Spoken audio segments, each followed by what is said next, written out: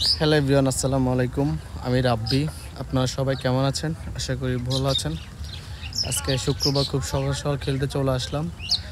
এটাও অনেকে হয়তো পার্ক মনে করতে পারেন, আসলে এটা পার্ক না। যেহেতু আমাদের চট্টগ্রাম শহরে অনেক জায়গাতে মাঠ নাই, খেলার যাওয়ার জায়গা নাই, তাই আমরা বেশিরভাগ ক্ষেত্রে সাগরের পাড় যেটাকে বলি ওইখানে সবাই খেলতে আসি।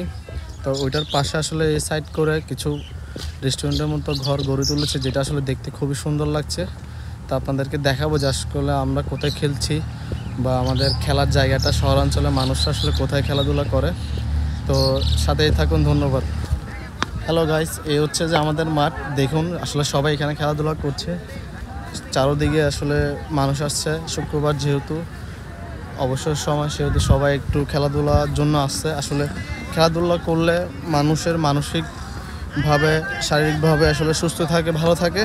আর এটা আচ্ছা, আপনার খারাপ কাজ থেকে দূরে রাখে। মেইন কথা হচ্ছে এটা যে আপনি যখন খেলাধুলার মধ্যে থাকবেন তখন আপনার খারাপ কাজ করার যে একটা আগ্রহ, এটা আসলে কমে যাবে।